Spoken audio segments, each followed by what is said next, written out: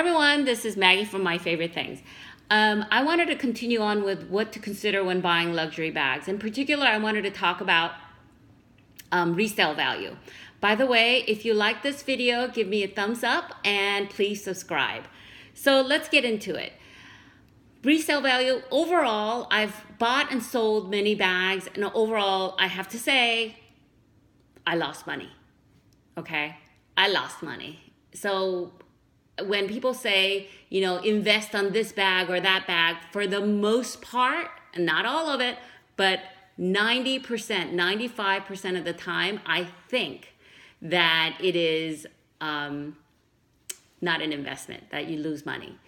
But it also depends on the price you purchase it for. For example, some of the bags that I bought pre-loved at a fantastic price, that means somebody sold it to me at a loss, right? Somebody had a huge loss. I was able to sell it with like sort of breaking even or losing not that much money, like maybe losing like $100 or $50 rather than $1,000. But that means that somebody who bought that purse at brand new for $3,000 have sold it to me for, $2,000 or $1,500. They've lost a significant amount of that money. And many of the bags that I've purchased pre-loved are in excellent, excellent condition. And I try to get all the paperwork and all that stuff.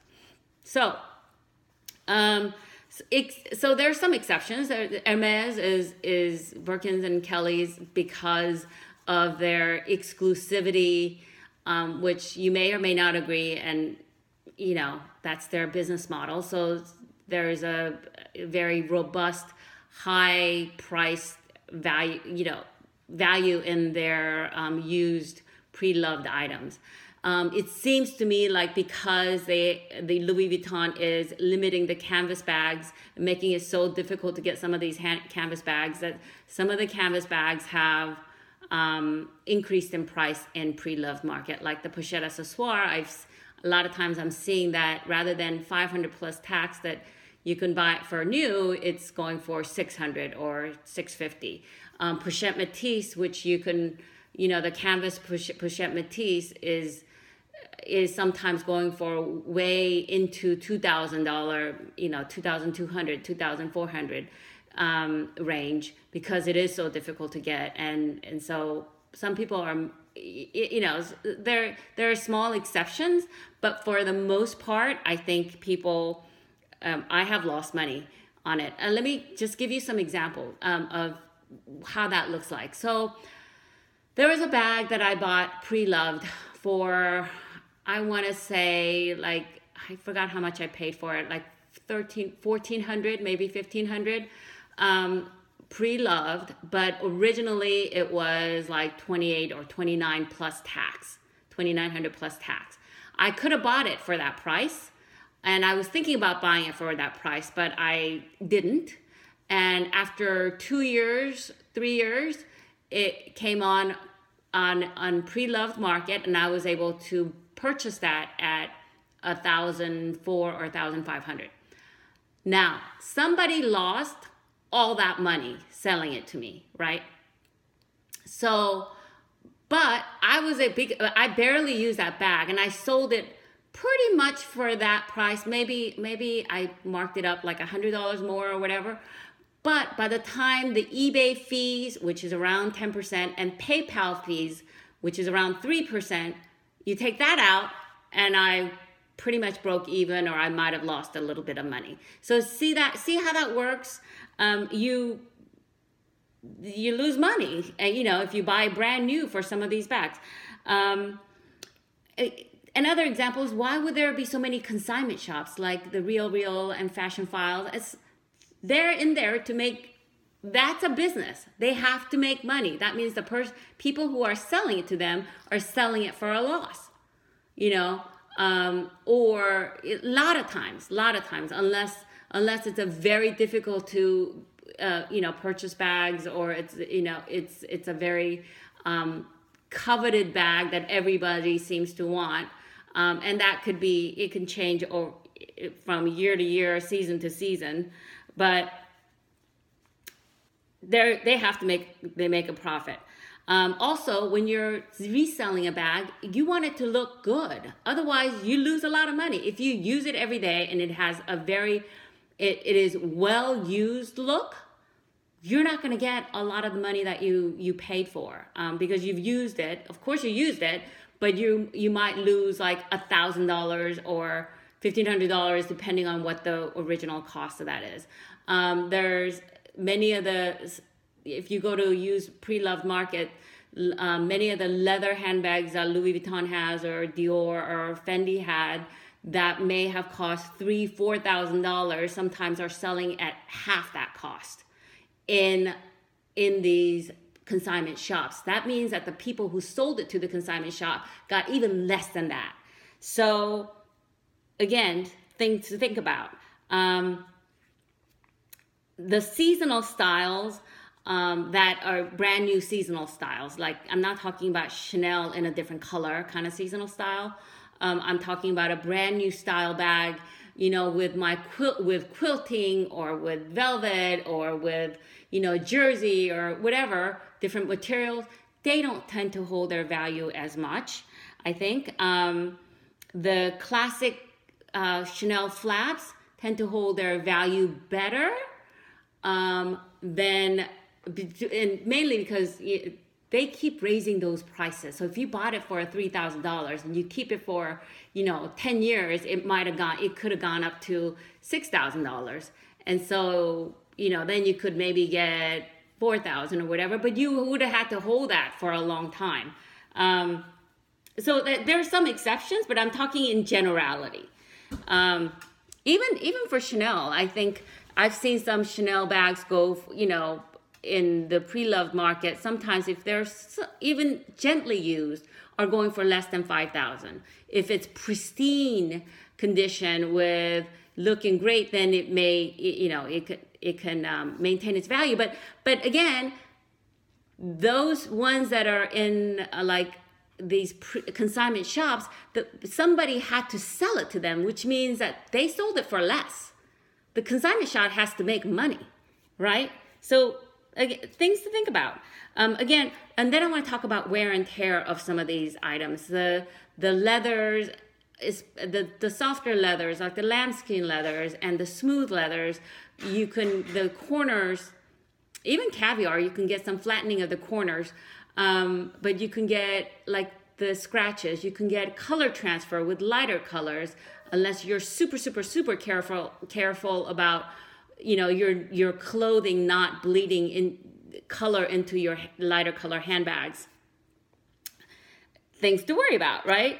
So the cornerware I talked about, Alma, or any kind of really structured bag where it's got some sort of backing. And I'm going to give you an example of what that can look like. I've seen some of the Almas, or anything that's crossbody that's super, super structured, where it's going to keep hitting your hips, or as you wear it crossbody, it may make a little indentation. I've seen a lot of Alma bags with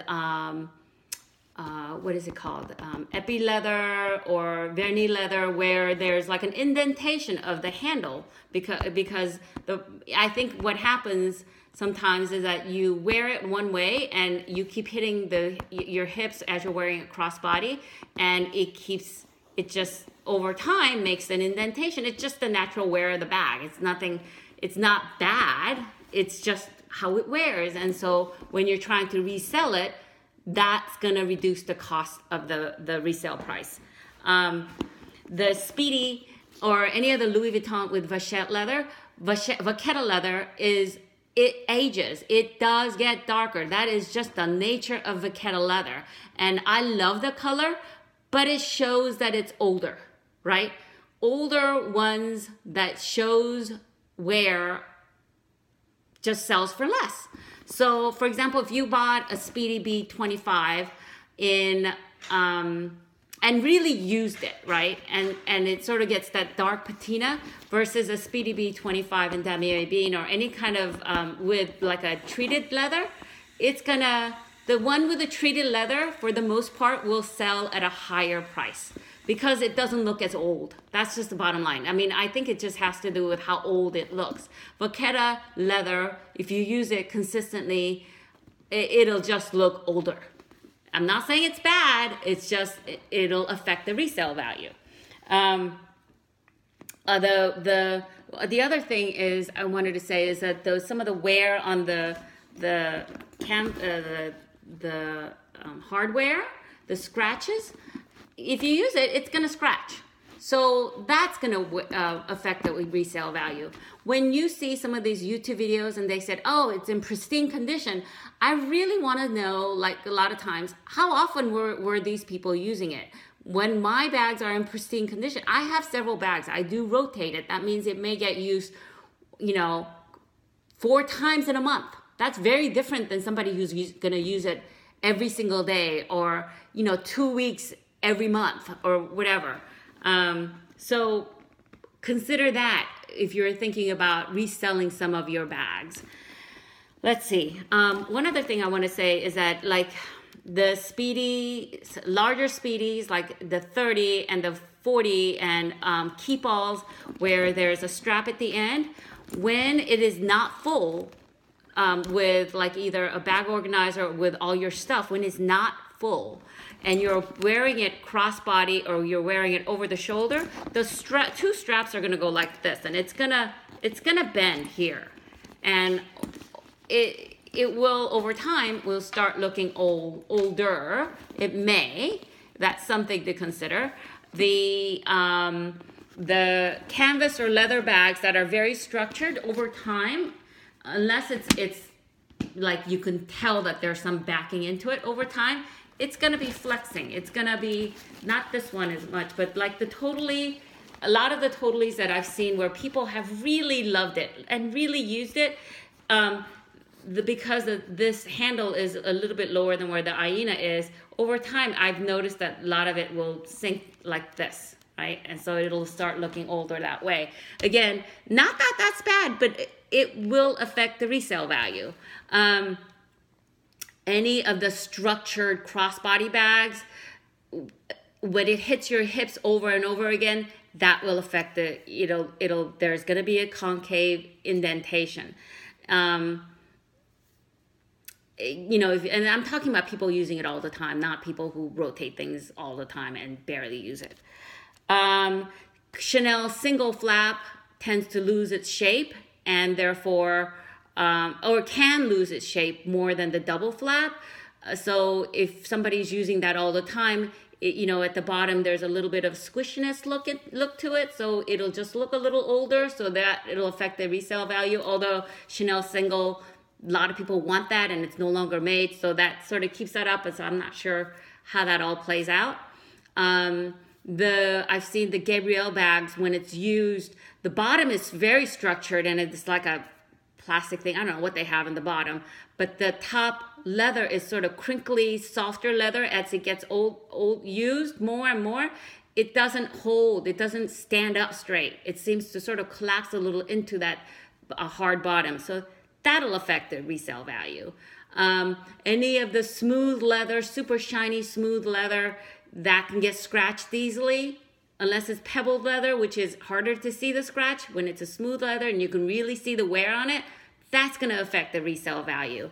The patent, the Vernis patent leather, if you don't handle it right, and if you have it you can get color transfer much easier, and it's very, very difficult to take that out, any kind of color transfer. Anyway, these are some of the few things that I just thought of that will affect the resale value.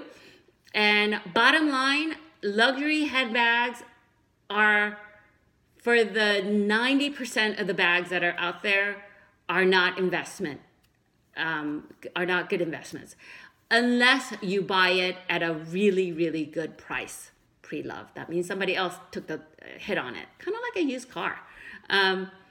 Anyway, I hope that this was helpful, and I'd love to hear what you have to say. I'm not trying to knock anybody down. This is just my opinion. And I think about these things because it's very expensive, and I'm very careful with how I spend my money. So I hope this helps, and tell me what you think. I'd love to hear what you have to say. Bye.